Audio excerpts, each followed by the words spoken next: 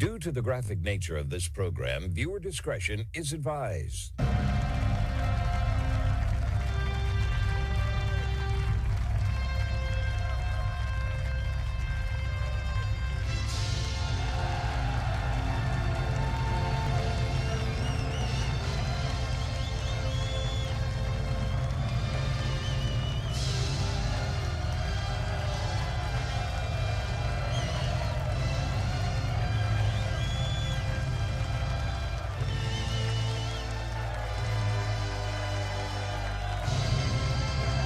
Hello everyone, it's the Thursday, January 22nd, 2026 episode of the Marco Dre Show.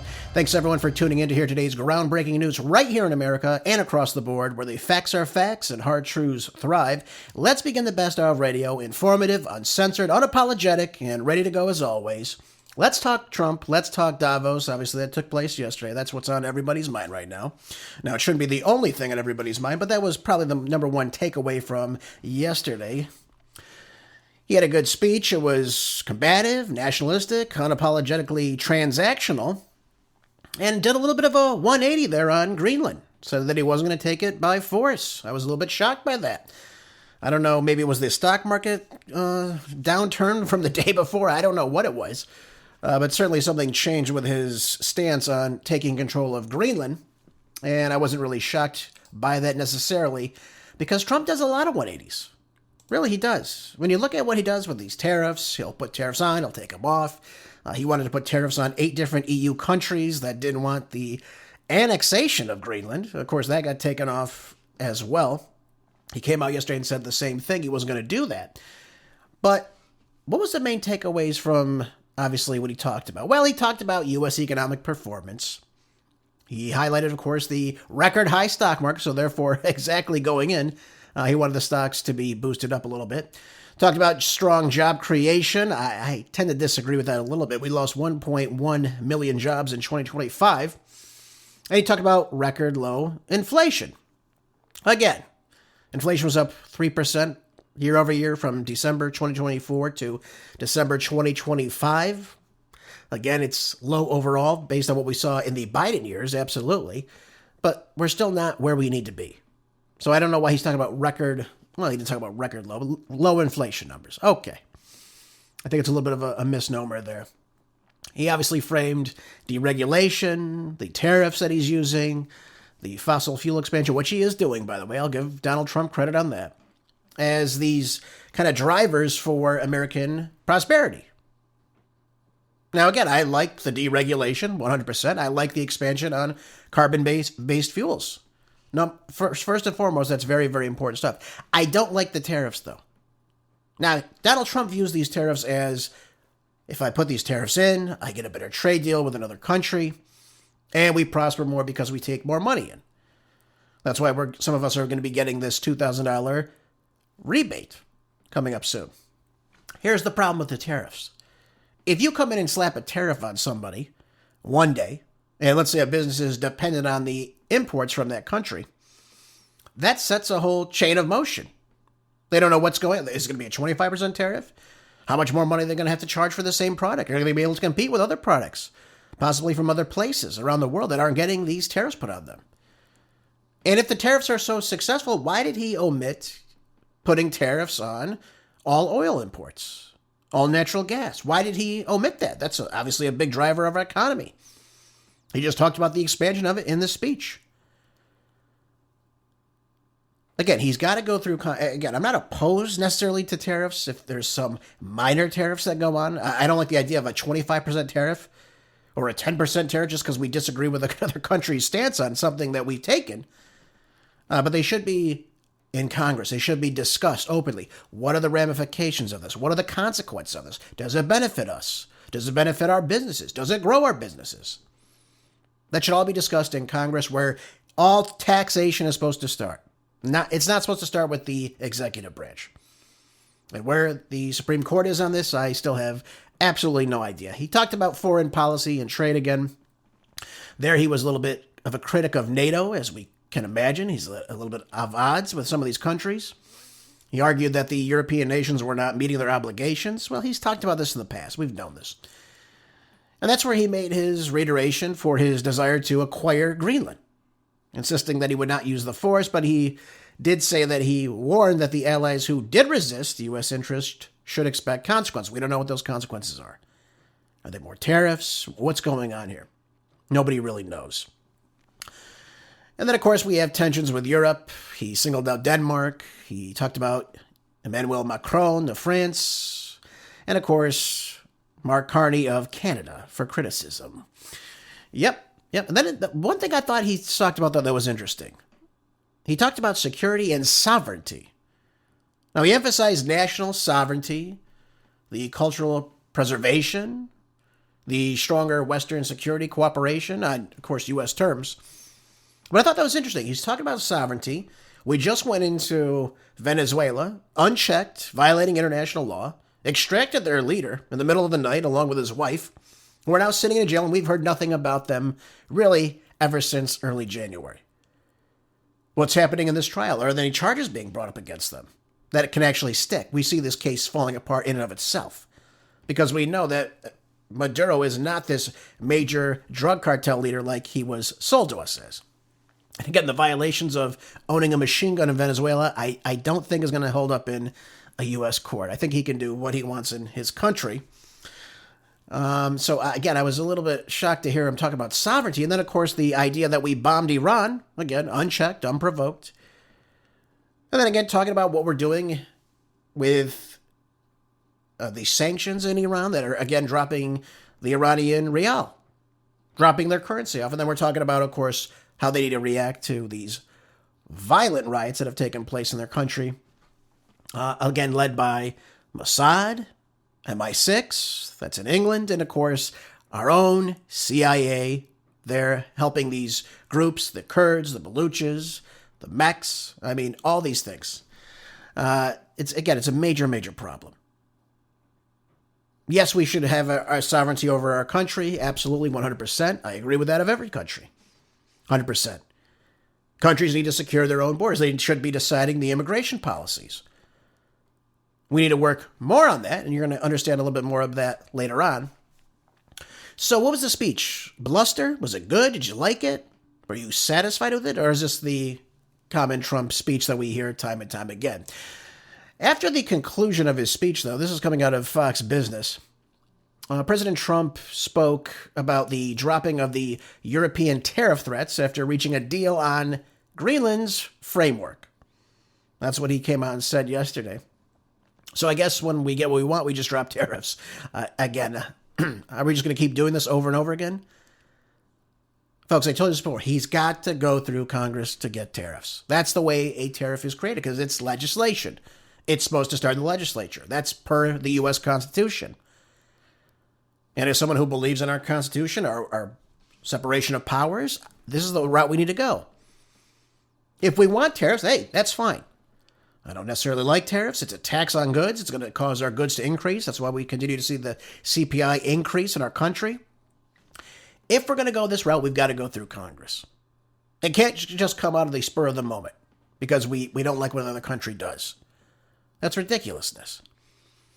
Now, President Trump said on Wednesday, after he announced that he will no longer move forward with these tariffs on a group of European allies that have then reached a deal with NATO's leader, that would be Mark Rutte, on a framework for a future deal on Greenland. Now, they didn't really expand too much on what this means. He did say that he would be backing off the imposing tariffs on several of these EU countries, particularly in NATO. That stood up for Greenland's sovereignty, which again he just spoke about in his speech, amid Trump's push to acquire the island. Again, I find this pretty remarkable that we're talking about, again, acquiring Greenland. I don't understand. Again, I can't figure out a national security reason why we need Greenland. I really don't know why. And I don't even see it from just a strategic economical stance. Now, yes, there are rare earths there, but yes, we have rare earths here in the United States.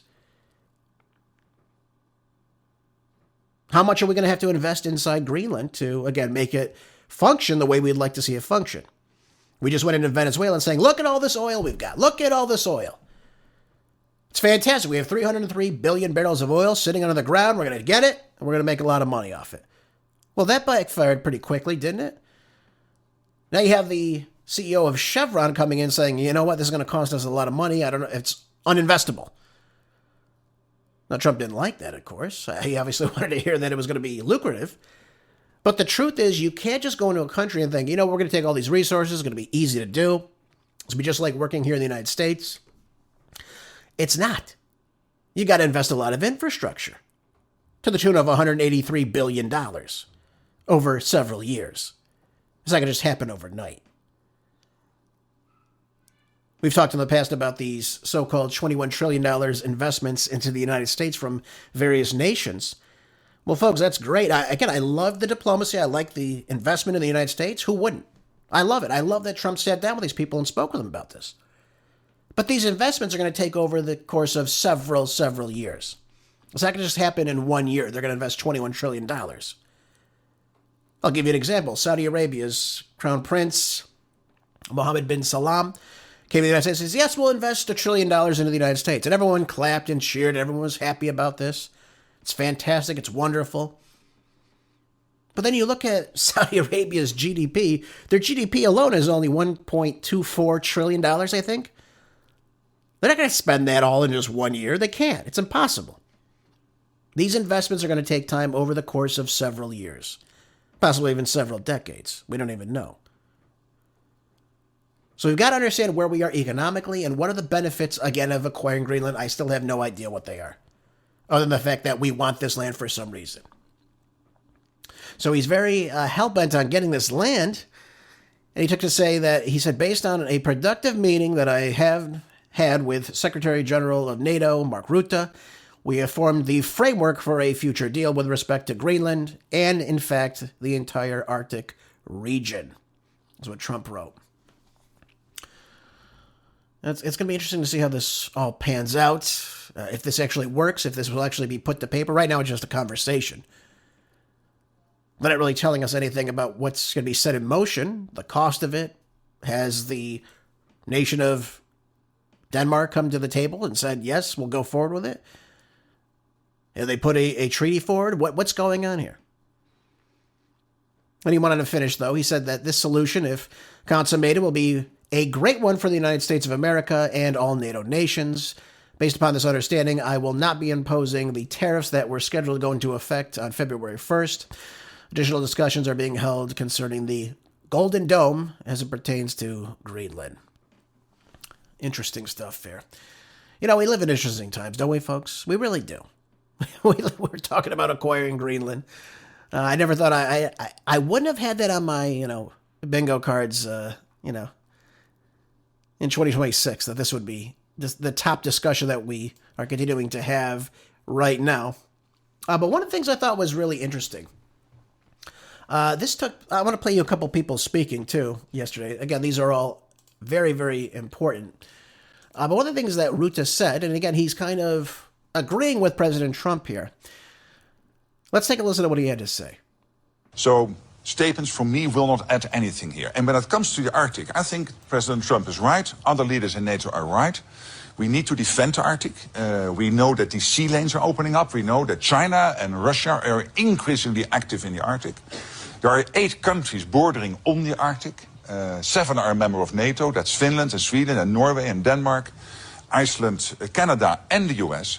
And there's only 1 country bordering on the Arctic outside NATO, and that's Russia. And I would argue there is a 9th country, which is China, which is increasingly active in the Arctic region. So President Trump and other leaders are right. We have to do more there. We have to protect the Arctic against Russian and Chinese influence. And that's exactly what NATO ambassadors decided to do in September. We are working on that, making sure that collectively will we defend the Arctic region.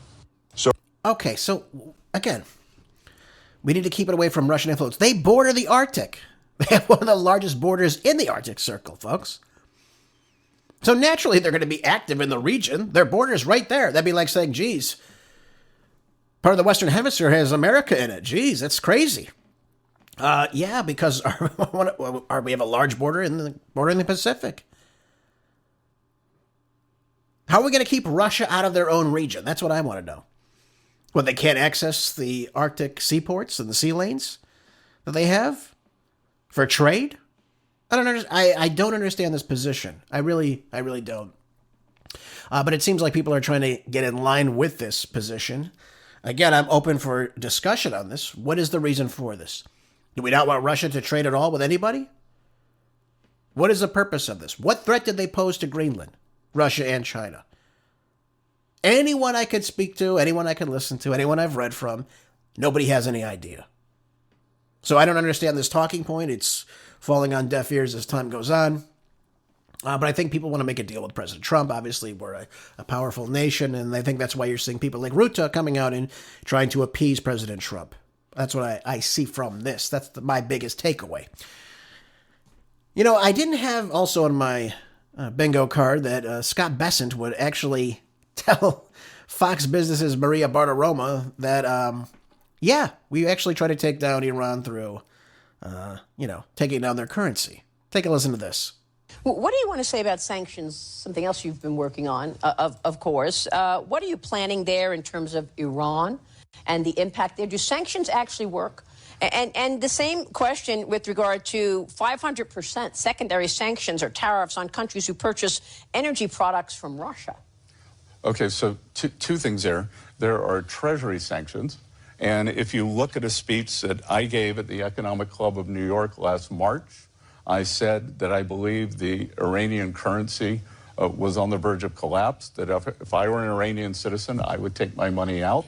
President Trump ordered Treasury and our OFAC division, Office of Foreign Asset Control, to put maximum pressure on Iran, and it's worked. Because in December, their economy collapsed. We saw a major bank go under. The central bank has started to print money. There is a dollar shortage. They are not able to get imports, and this is why the people took to the street. So this is economic statecraft. No shots fired, and things are moving in a very positive way here. Okay, so there you go. We're the cause for this. These sanctions, of course, were the reason for this economic downfall in the country. Were the reason, of course, as I mentioned to you earlier, for these violent protests that took place. By the way, the protests in the beginning in Iran, they were organic. People went to the streets and said, listen, we can't trade, we can't buy goods, we don't understand what's happening. They're upset with the government about this.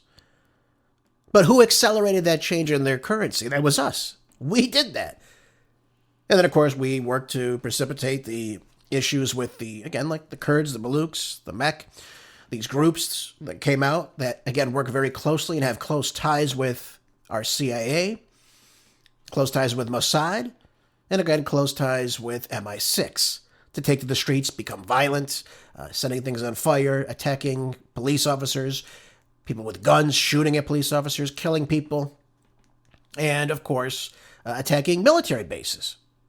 Now, ladies and gentlemen who are listening, if people were attacking any of our military bases, anywhere in the world, by the way, not just inside the United States, would we not respond with force from that? We saw this take place in Venezuela with Maria Corina Machado. She led a riot against a military base and hundreds of people were killed. The so-called Nobel Peace Prize winner. Does that make any sense to you? This is all planned very much in advance to take down the regime in Iran.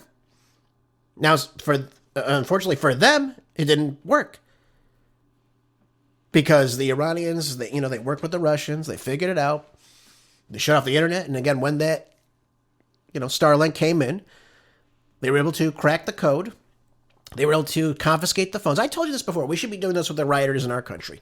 Take the phones. Figure out where the source is coming from. Who is telling these people all to show up to these locations? In Minneapolis, New York City, and across the country. Obviously, those are well orchestrated. And they were well orchestrated inside Iran. So they got a hold of these phones. What do they find? They found a female Mossad officer telling people where to go, what to say, what to do, what to attack, all this information, and they figured it out. So that put that plan on the run there, right? And it didn't work. It obviously didn't work. We saw the protests fade out, of course, as you could imagine. And you actually started to see people starting to back the government yet again. Just like when we attacked, along with Israel, back in June of last year. There was massive support for the government in Iran. And now you're seeing it yet again because people see what's going on. Most Americans will only see, of course, the protests in the streets saying, look at, they're so upset with the government. Let's get some change. Let's free Iran. But the people in Iran, you have to understand this too, folks. Iran functions as a democracy. I know that's odd for you to hear this. But they voted for people like Pezeshkian to be the president. They vote for the people in these cabinets that work in the government. So it's not just a, top-down, one-size-fits-all, the supreme leader is it. There's an actual government that is voted for and is put into office inside Iran. The people of Iran vote for this. So let's not misunderstand what's happening here. Okay? I mean, obviously, I wouldn't want to live in a country like that under Muslim rule. But this is the reality of the country in which they live. These people voted for these people. And that's why you saw Pezeshkian in the streets with them, marching side by side with these people. So we've got to understand the context of the first protests that, again, were organic. People took to the streets. They were upset about the economic downfall and, of course, the devaluing of their currency, of the real. And then you had the second wave of protests coming in that kind of hijacked that people ended up seeing on social media and, of course, across the mainstream media in the United States, selling it as a, take down the government, this and that. People are fed up. And then that translated into President Trump giving the ultimatum, if you kill any of the quote-unquote protesters, then somehow we need to intervene with force. And I said before, unfortunately for them, it didn't pan out the way they planned it. But again, I told you before, make no mistake, we will be attacking Iran at some point in the near future. That is going to happen 100%. 150%. All right. One last point of interest from Davos, then I'll move on to other things, economics in the United States. Obviously, tomorrow we'll have our weekly economic report. I'm not going to go into too much detail for you. But one of the things I was also telling, there was BlackRock CEO Larry Fink telling the World Economic Forum that the world must move faster towards, you're not going to believe, well, you'll believe this because you listen to my show, digitized currencies under a single unified blockchain to, quote unquote, reduce corruption. Yeah. I told you before, central bank digital currency, which should be outlawed in the United States, should be outlawed anywhere that freedom exists. And he's going to outline his position on this. Let's take a listen to this. And this is, again, is shocking because these are the people you don't hear on the mainstream media. These are the people behind the scenes that are making these speeches to the entire world and are trying to sell this, of course, because, again, it benefits the few, not the many. We'll break it down after he speaks. Take a listen. I think the movement towards tokenization, decimalization is necessary. It's ironic that we see two emerging countries leading the world in decimalization, in the tokenization and digitization of their currency. That's Brazil and India. I think we need to move very rapidly to doing that. We would be reducing fees. We would do more democratization by reducing more fees if we had all investments on a tokenized platform that you could move from a tokenized money market fund to equities and bonds and back and forth. We have one common blockchain. We could reduce corruption. So I would argue that yes, we have more dependencies on maybe one blockchain, which we could all talk about. But that being said, the activities are probably processed and more secure than ever. Okay. So he talks about the benefits of this, right? The increased accessibility, reducing of cost and fees, the enhanced transparency, 24/7 trading, global integration, regulatory challenges, of course. He highlights all these. And on the abstract, it sounds good, right? We want a faster economic system to move. We want it to be, obviously, 24/7. We can benefit from this. We can grow from this. You can eliminate things like paperwork. The tokenization, so-called, can significantly lower transaction costs, right? Everything's going to be on a digitized token, on a blockchain that provides this transparent, record of ownership. And it will reduce risk and fraud. Who wouldn't love that, right? Well, what's the downside to all this, right? This is the same guy that's, by the way, his company is worth trillions of dollars. They're buying up single-family home developments across the country.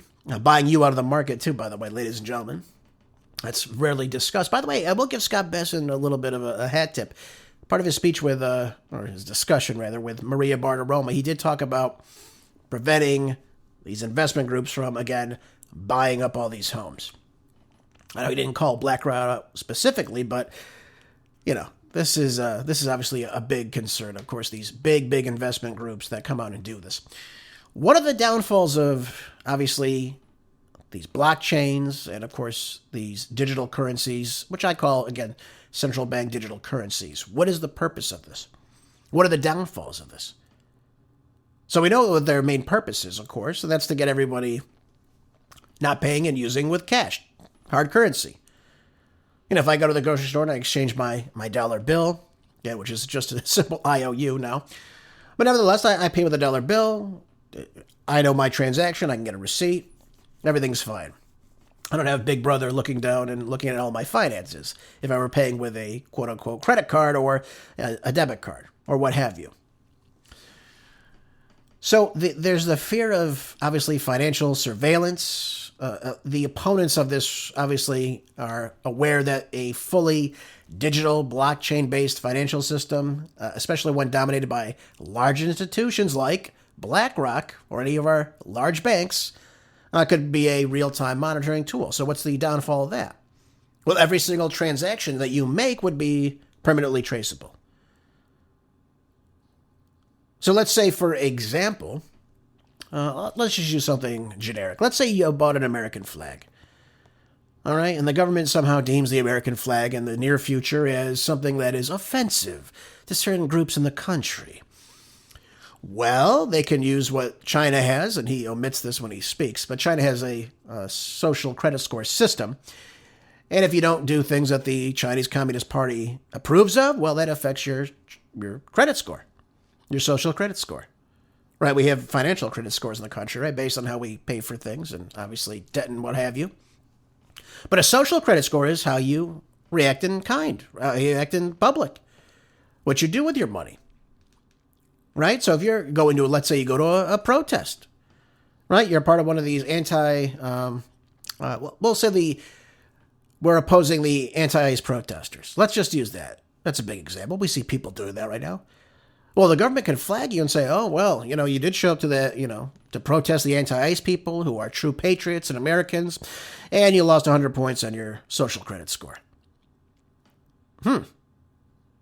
That's a big problem. Wouldn't you say so? I think so, too. The government can also, and again, these corporations can track your spending patterns. They can affect your social credit score that way. They can obviously restrict the payment of things you want to do. They can, let's say they just outlaw buying the flag. They can restrict you that. Oh, sorry, you can't make this purchase. We've deemed this company illegal to do business with. Sorry, we're not doing this. Let's say you want to buy ammunition for your firearm. Well, you can no longer buy, 5.56 ammunition for your assault weapon, right? Oh, okay. So we're going to restrict that. Restrict that behavior. We're going to control that behavior. You're not going to be able to do it.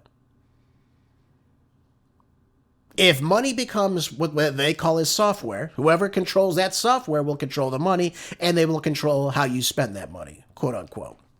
That's how it'll work. Again, we call it money. Again, it's just numbers on a screen. It's not even real tangible. But that's the problem with it.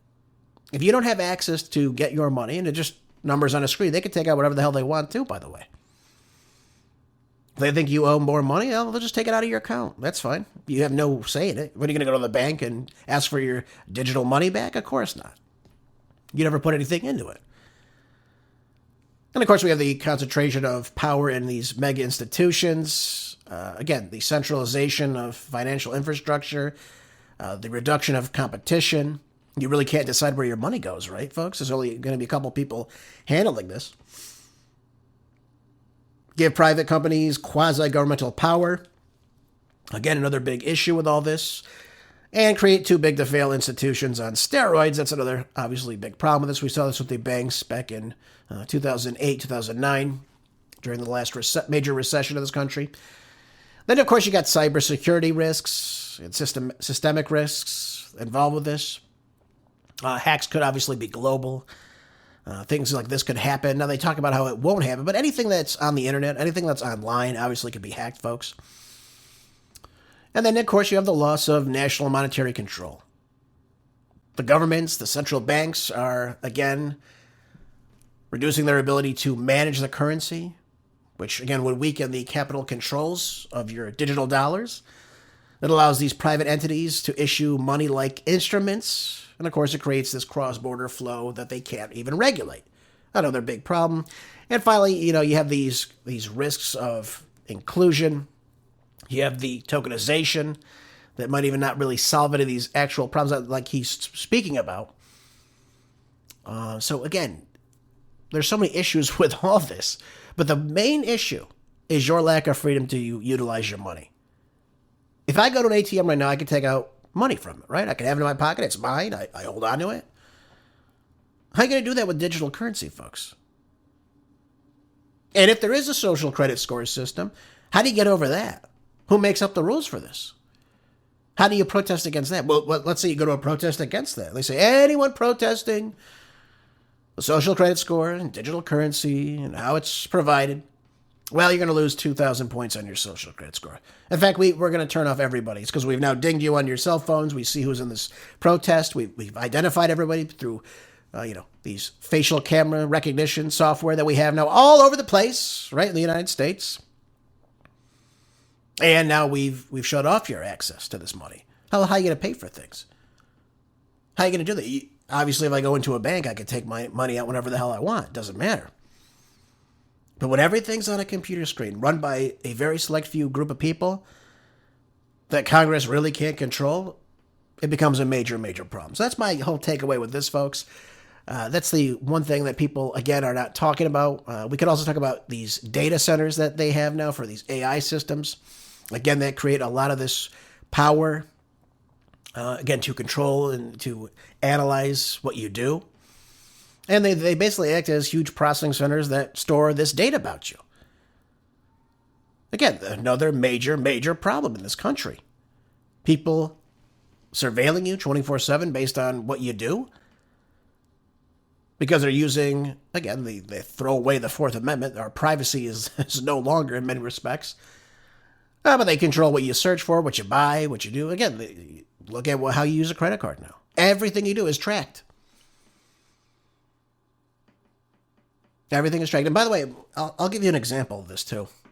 I used to go to Whole Foods when I was living in California. And by the way, I would sometimes pay with my Amazon.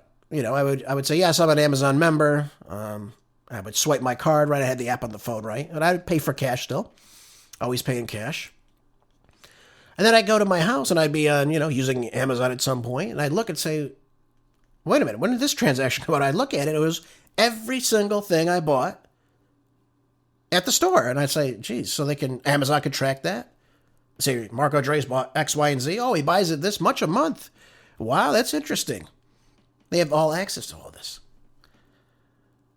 Here I am thinking, hey, I'm going to save some money in a bag. Maybe I'll get some price discounts. And sure enough, they're controlling all this data on you.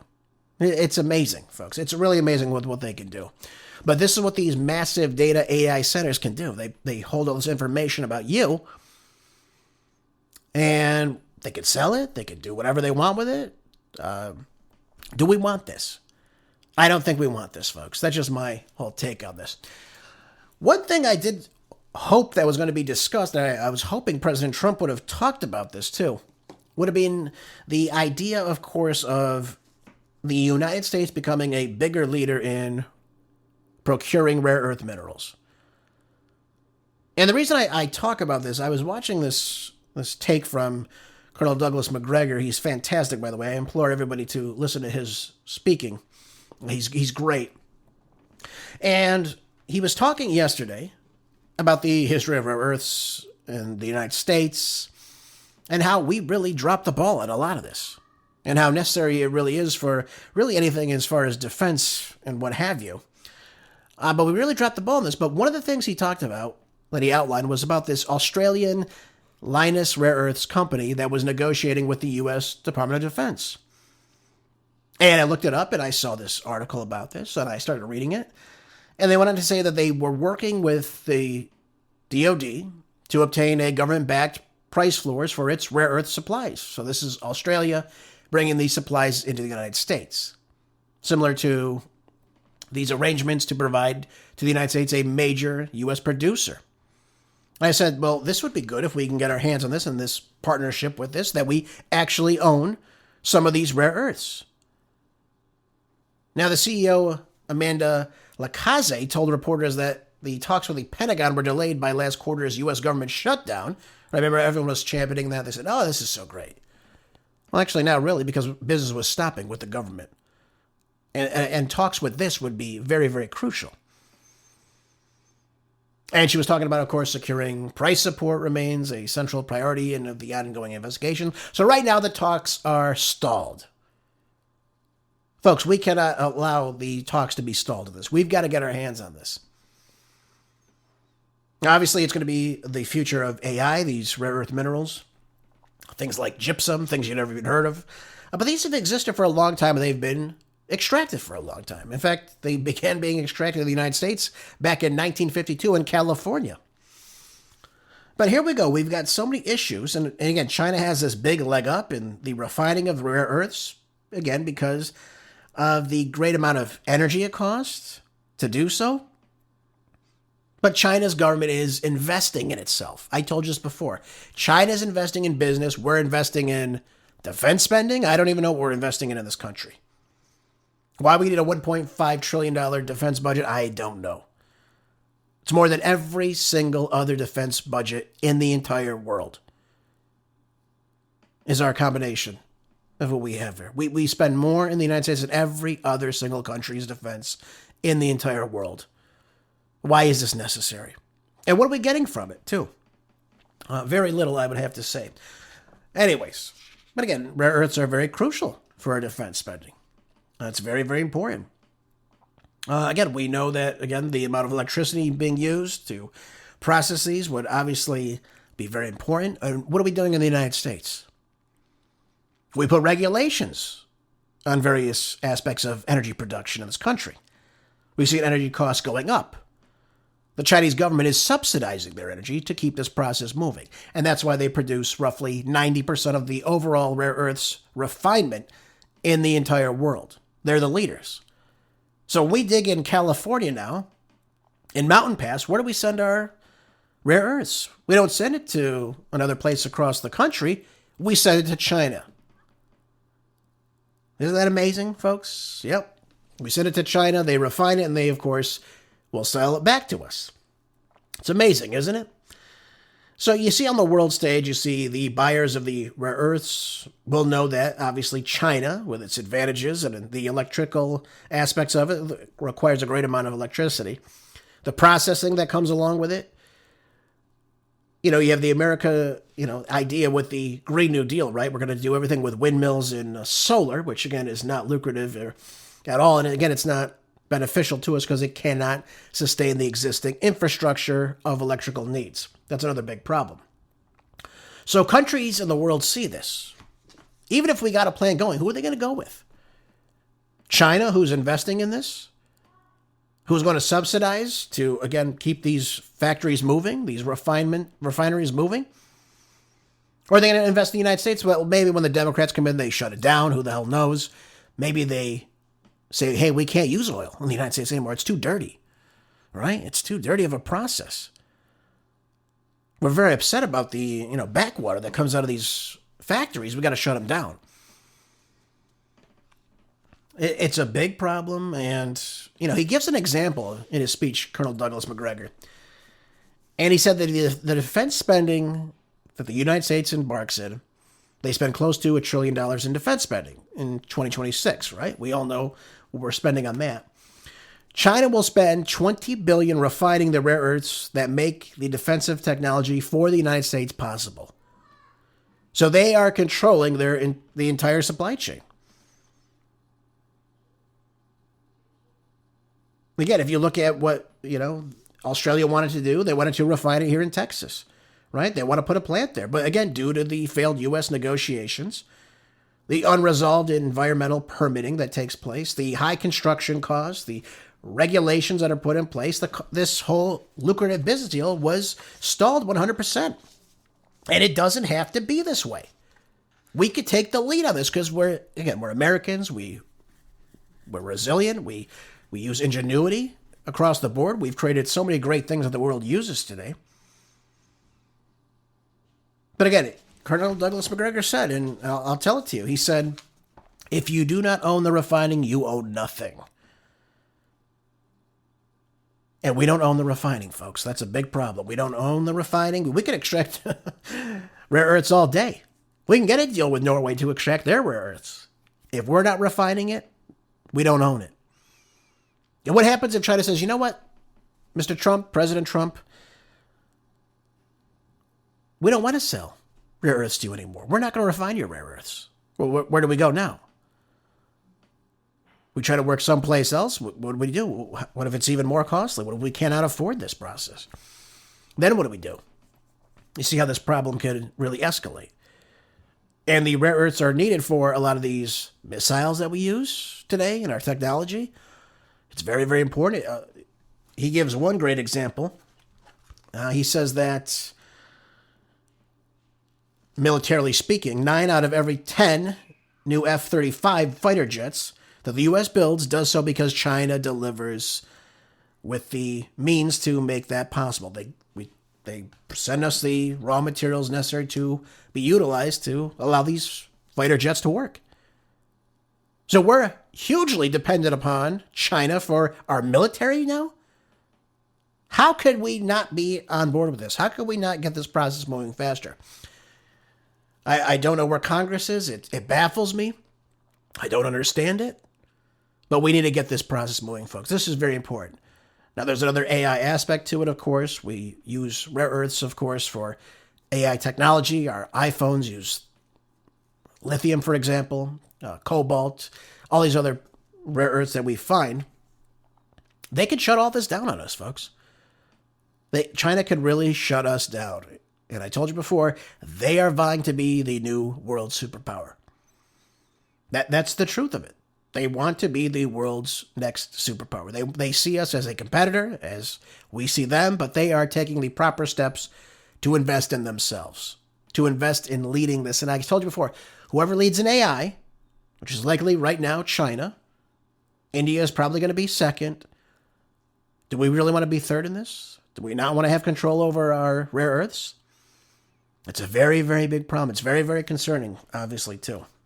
Ladies and gentlemen, so we need to keep an eye on this. We need to obviously focus on this. And if we don't, if we just let it slip, if Congress is just inept as they've been this past year and do nothing, we're going to see all these other countries begin to really, really get to work on this. And we'll be begging them to send us these rare earths so we stay up with the modern technology. I don't think we want this to happen, folks. One thing that Congress did advance, though, this is out of Fox News. This will make you shake your head. Now, they always love spending bills, though, right? They can pass spending bills day and night. Never seems to cease, does it? House advances $1.2 trillion package with ICE funding after Republicans overcome infighting. So when you were worried about Davos, what was happening in D.C.? What was happening in D.C., folks? Well, the Republicans voted in dramatic fashion to advance a $1.2 trillion spending package to a final vote on Thursday, very early on Thursday morning, probably when most of us were asleep. Overcoming the threats of a GOP rebellion over immigration and customs enforcement, funding, and, of course, ethanol fuel.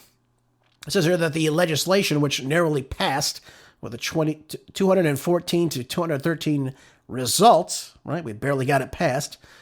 After this long, prolonged standoff on the floor, clears a key procedural rule called a rule vote. Now, these rule votes, which traditionally follow along party lines, allow for debate and, of course, final consideration to select the pieces of the legislation. So, what do the Democrats get out of this? That's the big takeaway from this. What do the Democrats get from this? That we, the Republicans who are in power, obviously fold like a lawn chair. What do they get from this? Well, they got lots of things to, again, hold ICE accountable. That's what it all comes down to. This is what it all was about. All about ICE. So they put these safeguard Democrats. They demanded that ICE will now wear body cameras and undergo additional training now how to interact with the public. Interesting. How do they interact with these violent mobs that are attacking them with bricks, ice, God knows what else? Or do they get that kind of training too? How much money are we wasting on this? The DHS bill also keeps funding levels largely flat over fiscal year 2025 levels, and even reduces some of the allocations for ICE's removal activities. Oh, good. So we get to keep the people that we arrest in the country for longer. Fantastic. Good job, Mike Johnson. Fantastic work. But a large contingent of the Democrats have also made it clear that they will not support the DHS bill, claiming that the legislation doesn't do enough to rein in ICE's operations after Renee Nicole Good was killed in a fatal confrontation with ICE agents in Minnesota. Look at this. Look at this. Now, it's unclear, though, how many of these Democrats, if any, will even vote to support this bill. But it did pass once it hit the House floor, so it barely passed through. And it's got to go to the Senate now for a final vote. And I do believe it will take the 60-vote threshold to do so. This is how the Democrats will get what they want out of it. So this is how they will hold ICE accountable in their minds. One thing they don't talk about in this bill, though, this is a good one. You're going to love this. What they omit from this entire bill is they actually have spending in here, right, for, you're not going to believe this, they have spending in here for refugees coming in this country. Can you believe that? Refugees. It's part of the Labor HHS Appropriations Bill. And they put $5 billion, at least $5 billion, for refugees. It says here that the bill now allocates $5.7 billion for refugee assistance and related services through the Health and Human Services Administration's for Children and Families, covering programs for refugees, asylees, and certain other humanitarian events. And again, this is a lower level than the roughly $6.3 billion funded in the fiscal year 2024 and 2025, but they still create about 3 times per the but it's still about 3 times per pre-Biden levels. So look what we're doing. This is why people like Rand Paul, Mike Lee are speaking out against this. And again, you haven't been told about this, have you? Well, that's why you listen to my show, because I'm the one that's going to tell you about it. Can you believe we're allocating $5.7 billion to give to people that come into this country? Why would you bring in people to this country that cannot take care of themselves? That's number one. Number two, why are we continuing to do this after the massive fraud that we continue to see all across this country? There's another question I have to ask, but nobody ever gives us the answers for it. Why would Republicans do this? Why would they keep this in the bill? Seems like Democrats continue to get everything they want even when they're not in power. And I told you before, the biggest downfall is the rhinos that do nothing about this. Allocating $5.7 billion to refugees to live on government assistance. What is the purpose of this? If we don't turn around, if we do not revert from this, how do we ever solve our problems in this country? You should not be coming into a country and simply getting on welfare your entire life, or food stamps, or any of these other welfare programs that are allotted to them. They should be banned from these. Really, when you think about it. You shouldn't be coming into a country just to mooch off the country. It makes absolutely no sense to even allow this. So what's the purpose of this? Why do we have these people in this country? To come in and leech off the system? Then we wonder why we're trillions of dollars in debt? It's really, really startling to see all this, of course, as you can imagine, coming from someone who obviously believes in fiscal conservatism. But we're well beyond that, folks. Well beyond that. They sneak these things in these bills. No one ever talks about it. But we're still wasting money on people to come here and just live off the system. And these people that come in, they live off the system, and they vote Democrat, so they continue to live off the system. They don't contribute to society. The great society that LBJ created wasn't so great after all, was it, folks? I don't think so. Oh, by the way, this is the Wall Street Journal. It says ICE moves to enter homes without warrants signed by a judge.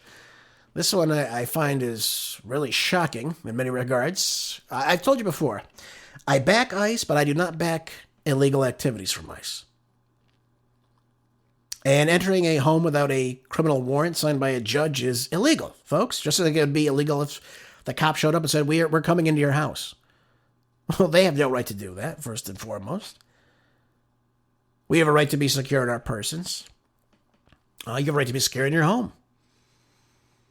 Now, some people listening will say, well, Gerace, they're not even citizens. This is the problem. They're not citizens. Well, you still need a warrant to enter their home. Because anyone inside the United States is under the threshold of our Constitution. You don't get to violate it just because you feel like it.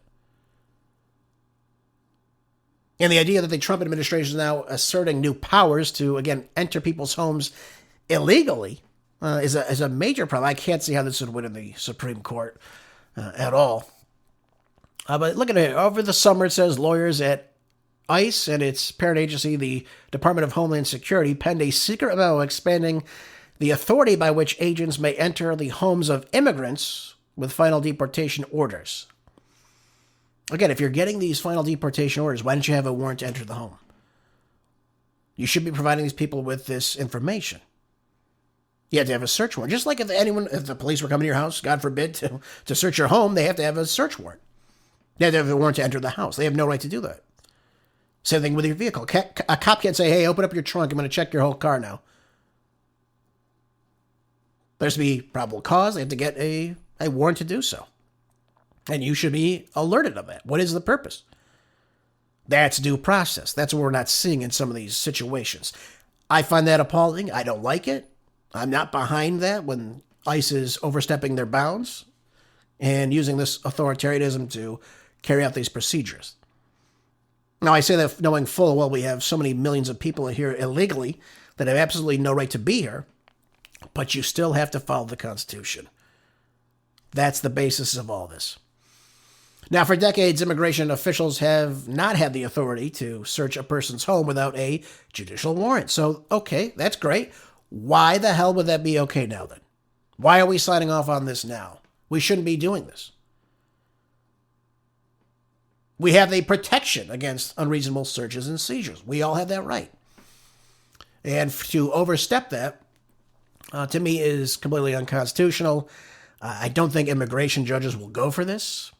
I can't see that happening. But, crazier things have happened in this country, right? Now, the DHS spokeswoman, Tricia McLaughlin, said that people targeted under the new policy have a full due process and a final order of removal from an immigration judge. Well, then they need to show the people in the home that this warrant then. They have to follow those procedures. They can't just say, yep, we got this from the judge, we're coming in. They need to show these people this information. Now, there was actually a whistleblower alleged ICE was training officers to follow the new guidance rather than written materials instructing them to hold on to the old set of rules. But these immigrant advocates, the legal aid groups have advised immigrants not to open their doors for immigration agents without judicial warrants. Well, again, I agree with that. I absolutely agree with that. They need to show the proper paperwork. They need to know why their house is being searched, and they need to know what is going on. And then they need to know also their rights moving forward. That's how it needs to be. Okay, folks, we need to follow the Constitution. I say that to you all the time, but that's the end result of all this. This needs to happen. You still need to follow due process, even with illegal aliens in this country. All right, folks, let's move on. We've only got a couple minutes remaining in today's program. This show goes by so quick sometimes. I have all these articles, and I never seem to get to many of them, unfortunately. Let's talk Ghislaine Maxwell quickly. We hear Epstein in and out of the news rarely now. Of course, gets put to the back burner from time and time again. By the way, Pam Bondi has yet to explain to the public why she has not followed the law with the Epstein Files Transparency Act. We're still figuring this one out. Nothing on this. It's pretty disgusting if you ask me. This is in the Gateway Pundit. Says Ghislaine Maxwell to testify before House Oversight Committee next month. Yep. It says the action is currently proceeding after, well, Bill and Hillary Clinton declined to appear for previously scheduled depositions tied to the Epstein inquiry. By the way, what's happening with them? Well, they're going to get away scot-free. Don't think they're not. Doesn't matter if they put anything on them. Nothing's going to happen. And I tell you that because, it's all bluster. It's all bluster. Oh, we're gonna figure out exactly what's going on. We're gonna hold them in contempt. You did that with Eric Holder. What happened to him? Nothing. No, it only happens to Republicans.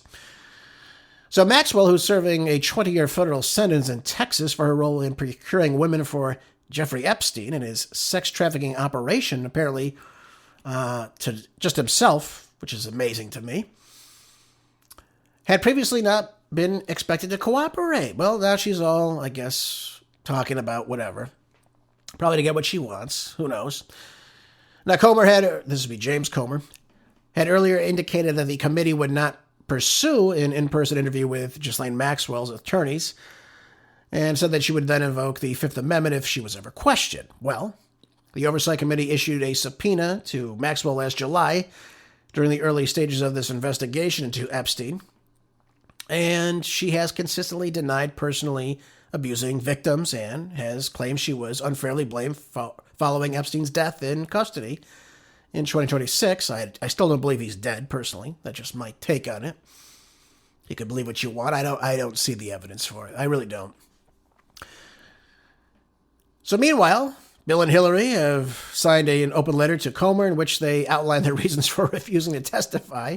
I guess they can decide what they want to do, right? Can you do that, folks? I don't think so. No. I don't think so at all. Can't do it. Can you imagine if you're getting a subpoena? I refuse to do this for the following reasons. Simply not going to happen. Yeah. It's hilarious. It really is hilarious. So I guess some people are above the law, just not you and I, folks. Just not you and I. Just Bill and Hillary, absolutely. We'll see what happens with this testifying with Ghislaine Maxwell now. Will they air it? Will they show us?